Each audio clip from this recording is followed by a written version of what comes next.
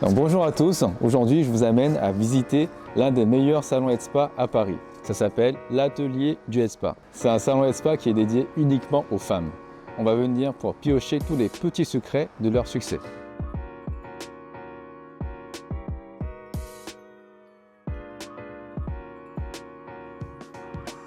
Salut Jasmine. Salut Jacques, ça va et toi? Ouais, très bien, super. Bienvenue dans mon Headspa. Ouais, c'est chouette. T'aimes bien? Ouais. Présente-moi un peu ton salon. Donc c'est un salon qui est complètement privatisé et 100% femmes. D'accord. Donc ici c'est la pièce principale avec le lit Headspa où le soin se déroule.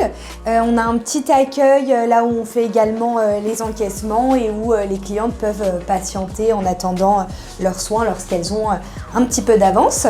Dans le fond, on a la petite pièce qui sert pour le diagnostic capillaire. Donc ici, on va faire diagnostic capillaire. On va laisser la cliente se changer également. On a le petit rideau afin qu'elle puisse être en toute intimité pour se changer. Et ensuite, on fait aussi le séchage ici. D'accord, séchage. Et la dernière petite pièce, les toilettes, juste derrière. Donc voilà, c'est un salon qui est vraiment cocooning et qui est 100% femme. Ok, super. Ok, alors, ah oui, t'as mis un truc spécial pour protéger? Oui, en fait, c'est pour des questions d'hygiène. Okay. On le change à chaque cliente, c'est pour ne pas que leur peau colle directement contre le plaid. Okay. Ensuite, on a la petite serviette et on a un matelas chauffant en dessous. Okay. Donc pour l'hiver, c'est vraiment top. Elles adorent le côté chauffé en hiver, donc ça c'est trop bien. Et on a même un petit coussin pour surélever les jambes si besoin. D'accord. Tu veux le retirer? Ouais, je regarde. Ah ouais, c'est pas mal ça. Ouais, ça c'est hyper confort. Et ça, tu le mets comment? En fait, on le met dans ce sens-là. Et quand la cliente, elle a des problèmes de rétention ou qu'elle a un petit peu mal au dos, ou pour les formules les plus longues, on leur propose, c'est au choix. Elles peuvent du coup mettre leurs jambes ici et généralement elles sont beaucoup plus à l'aise parce que ça a vraiment assoupi au niveau du dos, c'est plus confort. Ça, tu l'as acheté où? Amazon. Amazon, ok, ouais. Ça marche. On l'a commandé sur Amazon. Faudrait qu'on le regonfle un petit peu. Ouais, c'est top ça. Ouais. Donc voilà, c'est Jasmine, c'est la gérante de l'atelier du Headspa. Alors Jasmine, tu peux nous décrire un peu ton parcours Headspa? Oui, en fait j'ai commencé à me former au Headspa il y a plus de 1 an. En fait, ça fait bientôt 2 ans que j'ai fait ma première formation. Et puis ensuite, on a ouvert l'atelier du Headspa en mai dernier, donc au mois de mai. Et est-ce que tu avais eu des difficultés à trouver une bonne formation Headspa? Oui, j'ai eu des difficultés à trouver une bonne formation Headspa parce que la première formation, elle n'était pas vraiment concluante dans le sens où on ne se sentait pas opérationnel à l'issue de la formation. Donc on a voulu en faire une deuxième et c'est là du coup qu'on a fait appel à toi et à l'issue de la formation, on se sentait vraiment apte à se lancer en fait. D'accord. Et tu n'avais pas peur qu'en me choisissant, tu auras encore une mauvaise formation? Non, parce qu'on avait vraiment... En fait, ce qui était bien, c'est qu'il y avait plein de vidéos à l'appui. Enfin, t'es hyper présent sur les réseaux sociaux et on avait tout regardé en amont. Donc, on était vraiment sûr de notre choix. Donc, si on avait été déçus, là, ça aurait été compliqué. Mais pour le cas, ça l'a pas été. D'accord. En gros, après ma formation, vous vous sentez opérationnel? Ouais, on s'est senti opérationnel à l'issue de ta formation. C'était vraiment clair dans notre tête et voilà. Et donc, c'était très bien. Ok, super. Alors, c'était quoi la plus grosse difficulté à ouvrir un salon Headspa?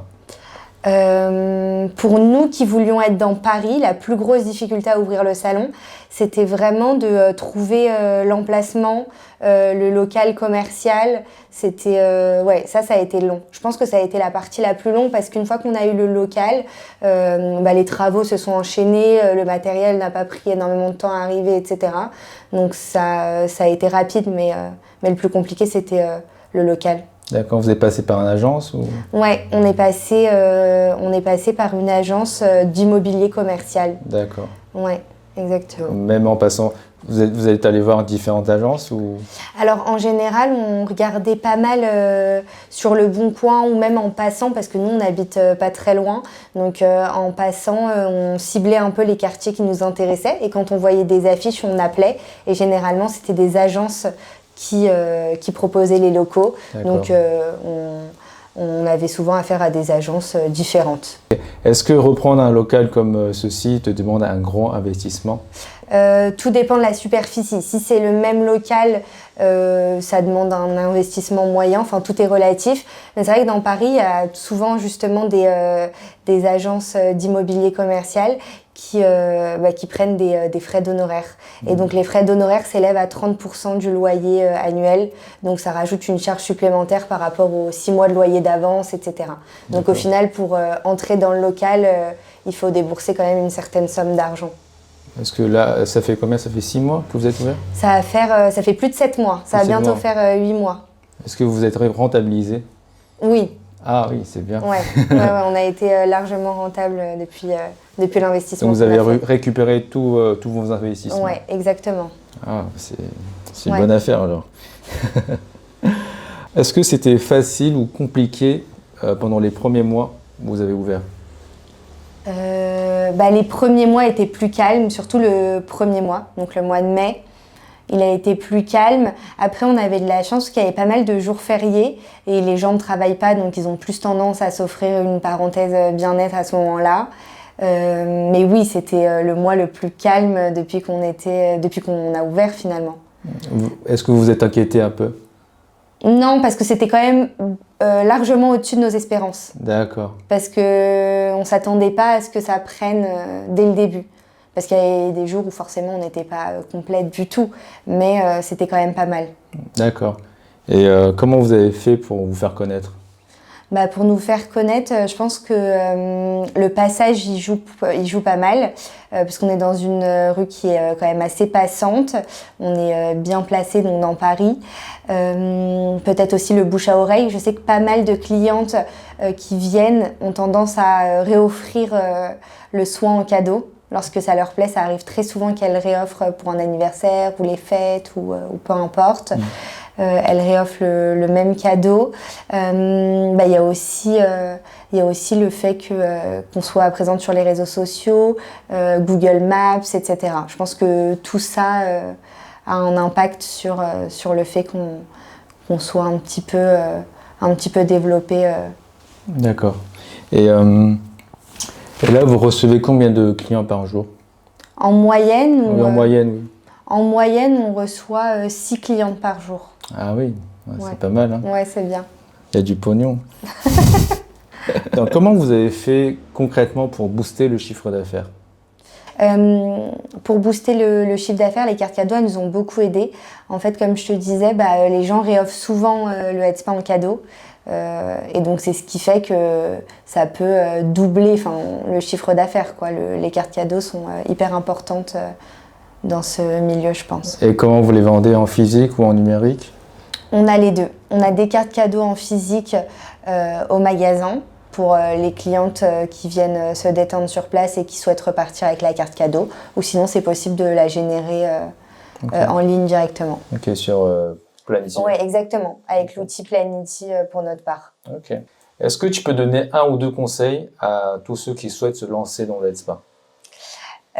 Si je devais donner 1 ou 2 conseils aux personnes qui devaient se lancer dans la headspa, je pense que ce serait de personnaliser un petit peu le protocole selon leur formation.